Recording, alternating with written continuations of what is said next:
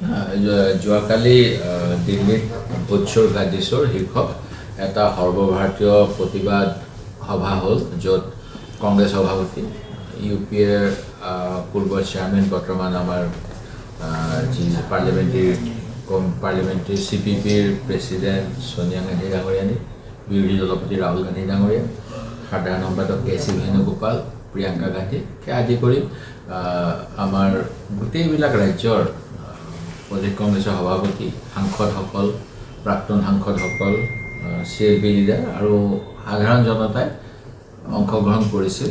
আৰু তাতেই যোৱা লোকসভাত এই বিষয়ত ডিবেটত কেনেকৈ মোদী ডাঙৰীয়া আৰু অমিত শ্বাহে আমাৰ প্ৰশ্নবাণৰ পৰা আঁতৰি থাকিলে, কেনেকৈ তাৰ আগতে আমি প্ৰমাণ কৰিলোঁ প্ৰেছ কনফাৰেন্স যোগে আমাৰ নেতা ৰাহুল গান্ধী ডাঙৰীয়া কেনেকৈ ভোট চুৰি কৰা হয়, আৰু ভোট চুৰি হোৱাৰ বাবে যে যোৱা সময়ত হাৰিয়ানা, বিহাৰ এইবিলাক ৰাজ্যত বিৰোধী দলৰ আশাব্যঞ্জক ফলাফল নহ'ল, এই কথাখিনি স্পষ্টকৈ কোৱা হৈছে।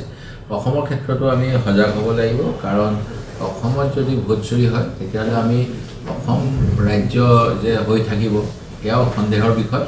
আৰু অসম চুক্তি একেবাৰে উলংঘা কৰি এই ভোট চুৰ হ'লেই আমি অসমীয়াৰ যি 6 নম্বৰ দফা অনুসৰি যেনেধৰণে সাংবিধানিক সুৰক্ষা এইখিনিও হেৰুৱাব লাগিব।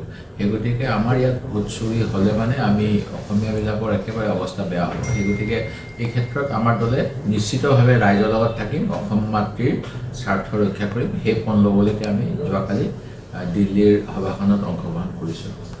উত্তৰ পূৰ্বাঞ্চলৰ একমাত্ৰ উৎসৰ্গিত ইউৰলজিকেল ৰবটিক চাৰ্জাৰী সেৱা এতিয়া গুৱাহাটীৰ সোণাপুৰস্থিত kidney hospital IUKDত।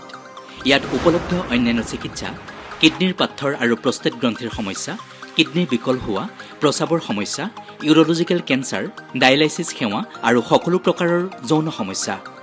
লেজাৰমেন doctor Arup Kumar নাথৰ নেতৃত্বত উত্তৰ পূব ভাৰতৰ একমাত্ৰ কিডনী হস্পিটেল IUKD কেৱল আপোনাৰ সেৱাৰ বাবেই উৎসৰ্গিত।